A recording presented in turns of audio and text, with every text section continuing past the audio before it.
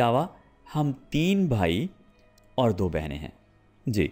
तो अब आप ये समझ लें कि आपकी फैमिली में कौन कौन है, आपके वालिदैन हैं और आपके भाई और बहनें हैं, राइट? ओके, तो इसमें आप कुछ इस तरह का, इस सिचुएशन में आप कुछ इस तरह का सेंटेंस यूज़ करेंगे, इन माई फैमिली, यहाँ से बात शुरू हो जाएगी और उसके बाद आप कहेंगे मेरे वालिदैन के अलावा। ये आपकी इंग्लिश को अच्छा कर रहा है, आपकी कम्युनिकेशन स्किल्स को अच्छा कर रहा है, ठीक है? अपार्ट माई पेरेंट्स, ठीक है, अपार्ट माई पेरेंट्स, मेरे वालिदैन के अलावा, we are 3 brothers, we are, यहाँ से आगे बात शुरू हो जाएगी जी। पहले आप बहनों के बारे में बता लें या भाइयों के बारे में, तो नंबर आ जाएगा। उसके बाद ब्रदर्स और सिस्टर्स जो आप पहले रखना चाहें, 3 ब्रदर्स एंड 2 सिस्टर्स, ठीक है? In my family apart my parents we are 3 brothers and 2 sisters. तो इस तरह से अगर आप एक सिंगल फैमिली हैं तो आप ऐसे अपनी फैमिली के बारे में बताएंगे, ठीक है? अब देखते हैं जी कि मेरी फैमिली में मुझे शामिल करके 6 लोग हैं, दादा दादी, अम्मी अब्बू, मैं और मेरी बहन, ठीक है?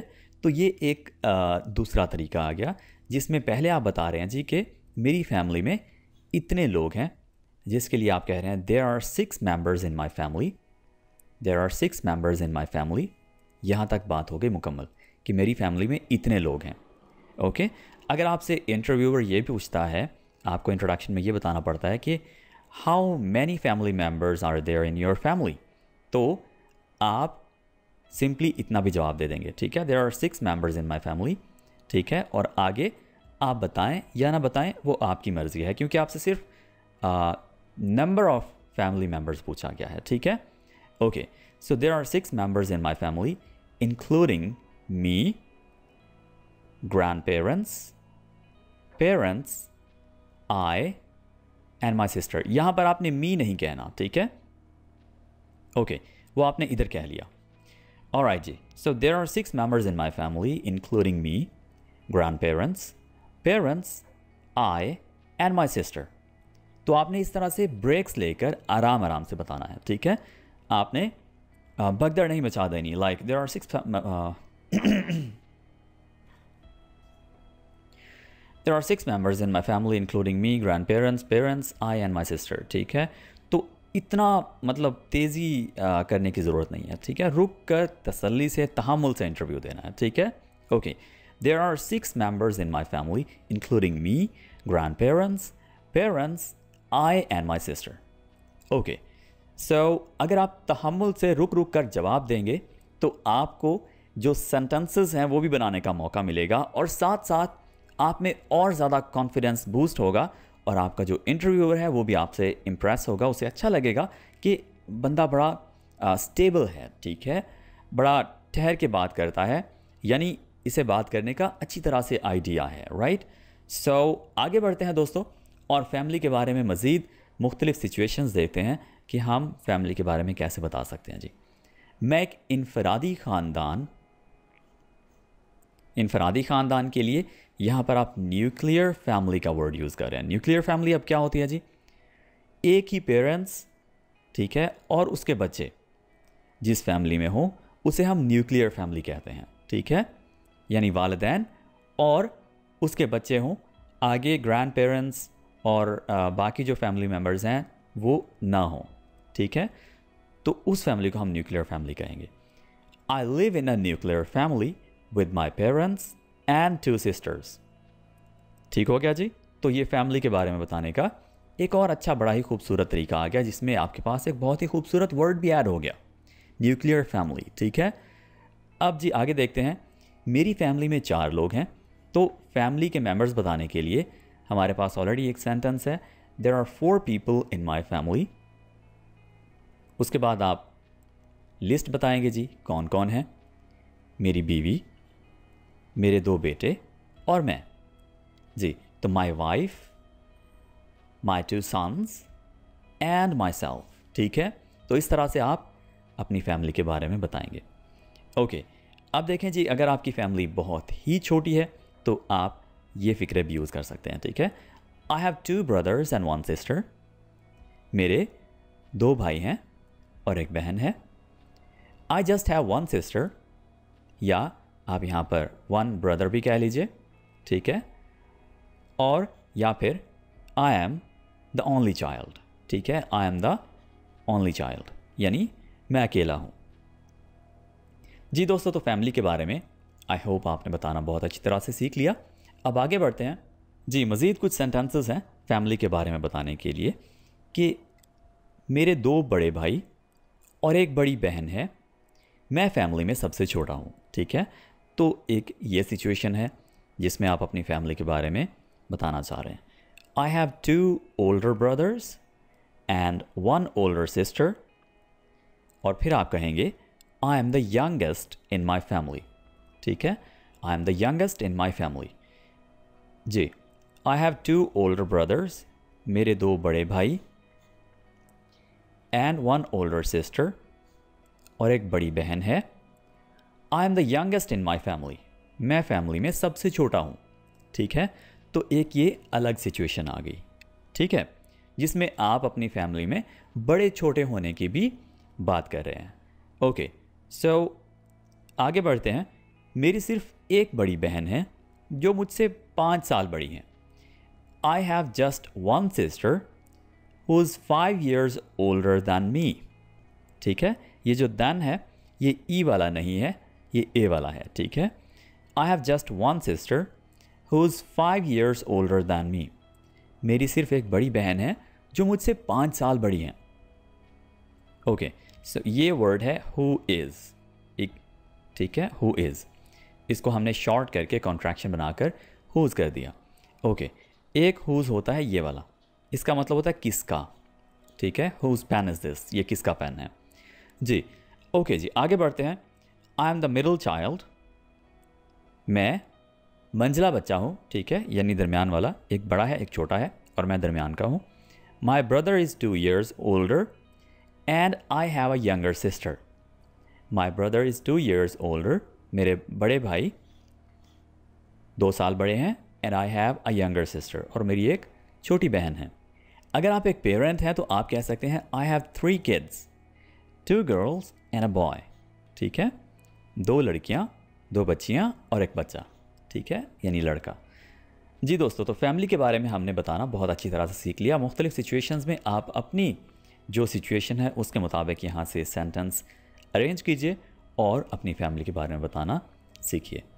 ओके, अब दोस्तों तालीम के बारे में हमने कैसे बताना है ज़रा ये सीख लेते हैं। आप सबसे पहले अगर छोटी क्लास में है या किसी भी क्लास में है तो आप कहेंगे आई एम इन क्लास 8, ठीक है, आई एम इन क्लास 8। या आप कह सकते हैं आई एम इन 8th क्लास। यहाँ पर आप इसको 8th या इस तरह से अजीब सी प्रोनाउंसिएशन बनाकर बिल्कुल इसको नहीं बोलेंगे, ठीक है। आपने इसको सिंपल सा बोलना है 8th। अब आपको चीख कर बोलने की ज़रूरत नहीं है कि मैंने TH भी यहाँ पर प्रोनाउंस कर दिया है, लाइक 8th, राइट। आपने ऐसे हरगिज़ नहीं बोलना, आप सिंपली बोलिए आई एम इन 8th क्लास, और आप स्टैंडर्ड भी बोल सकते हैं क्लास की जगह, ठीक है। Okay, so I am in class 8 या आई am in 8th class. Okay, अगर इन के फौरी बाद आप क्लास लगाएंगे तो 8 होगा, और अगर आप इन के फौरी बाद आप नंबर बताएंगे कि कौन सी क्लास में है तो उसके साथ TH लगेगा, ठीक है, यहाँ पर जैसे लगा हुआ है। ओके, और उसके बाद क्लास आ जाएगा। अगर आपकी क्लास है सेकंड तो उसके साथ ND आ जाएगा, ठीक है। अगर थर्ड है तो उसके साथ RD आ जाएगा, ऑलराइट। सो इसी तरह से अगर 5वीं है तो 5th आ जाएगा, राइट। सो इन बातों का ख्याल कीजिए। Okay, I am a graduate, और आप पोस्ट ग्रेजुएट भी कह सकते हैं, ठीक है, यानी आप अपने जो डिग्री है आपकी, आपने जहाँ तक ग्रेजुएशन की हुई है आप उसके बारे में बताएंगे। आई एम अ ग्रेजुएट और अ पोस्ट ग्रेजुएट। जी, आप ये भी बता सकते हैं आई एम अ PhD। इसको आपने H प्रोनाउंस करना है, H नहीं करना, ठीक है। ये H नहीं है, ये है H। I am a PhD in computer science. ठीक है, ओके। अगर आपकी तालीम अभी जारी हो, यानी लेट्स से आप सेकेंड ईयर के स्टूडेंट हैं, थर्ड ईयर के स्टूडेंट हैं, ठीक है, या आपका दूसरा साल चल रहा है किसी डिग्री का, तो आप सिंपली कह देंगे आई एम परस्यूइंग और उसके बाद MBBS। ठीक है, तो आपकी डिग्री का टाइटल यहाँ पर आ जाएगा और उससे पहले आप कहेंगे जी आई एम परस्यूइंग, यानी मैं कर रहा हूँ। ओके, अच्छा जी, I am in MA English first year. ठीक है, यहाँ पर आप अगर ईयर्स के साथ मेंशन करना चाहें कि आपने कितना कर लिया है, कौन सा साल आपका चल रहा है, तो आप इस तरह से बता सकते हैं। ठीक है, I am in MA English first year. जी दोस्तों, सो तालीम के बारे में बिल्कुल आसानी से आप इस तरह से बता सकते हैं। अब देखते हैं जी कि आपकी स्किल्स या क्वालिटी, आप क्या क्या स्किल्स रखते हैं, आपको क्या क्या आता है, ज़रा उस बारे में इंट्रोडक्शन में बात कर लेते हैं। जी, तो सबसे पहले I have done 3 months of speaking English course from Vocabulary in 2020. I've done 3 months of speaking English course from Vocabulary in 2020. अगर आपने किसी इदारे से कोई कोर्स किया हो तो आप इस तरह से बताएंगे I have done, उसके बाद ड्यूरेशन बताएंगे कि कितने माह का कोर्स, यानी अगर 6 मंथ्स का है तो 6 मंथ्स कोर्स। ठीक है, उसके बाद यहाँ पर देखिए जी 6 मंथ्स ऑफ, उसके बाद आप ले आएंगे उस कोर्स का title, for example graphics designing, ठीक है, वीडियो एनिमेशन या video editing, alright.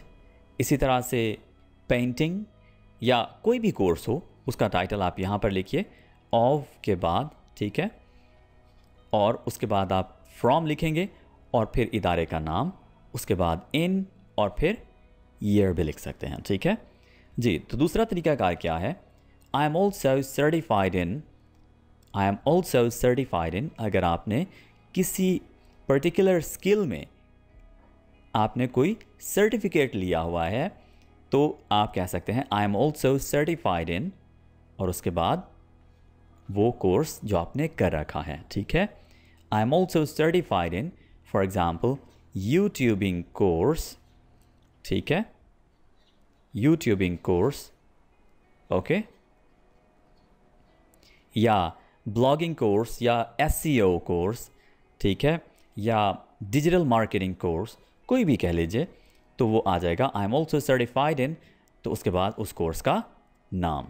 Okay, moreover, मज़ीद, आप मज़ीद अपनी स्किल्स के बारे में बता रहे हैं जी, मज़ीद I have done 6 months diploma on graphic designing from, उसके बाद इदारे का नाम आ जाएगा। ठीक है, सो ABC जो भी इदारा है। ठीक है, ओके जी, सो स्किल्स या क्वालिटीज़ के बारे में जो आपने सीख रखा है, जिस चीज़ में आपके सर्टिफिकेट्स हैं, जिस चीज़ में आपका तजुर्बा है, वो आप इस तरह से बताएंगे। जी दोस्तों, तो अब ज़रा अपनी हॉबी के बारे में इंग्लिश में बताना सीखते हैं। इसके लिए आप बिल्कुल सिंपल से वर्ड्स यूज़ करेंगे, माई हॉबी इज़, उसके बाद आप ये वर्ड्स यूज़ कर सकते हैं जो भी आपका हॉबी हो। आप लिसनिंग टू म्यूज़िक कह सकते हैं, रीडिंग बुक्स कह सकते हैं, कुकिंग कह सकते हैं, सिंगिंग कह सकते हैं। ठीक है, my hobby is listening to music, my hobby is reading books, my hobby is cooking, my hobby is singing. या इसी तरह से आप ये भी कह सकते हैं I love listening to music, I love reading books, I love cooking, I love singing. ठीक है, और अगर 2 हॉबीज़ हों या 2 से ज़्यादा हों तो आप कह सकते हैं माई हॉबीज़ आर, और उसके बाद कुकिंग एंड रीडिंग बुक्स।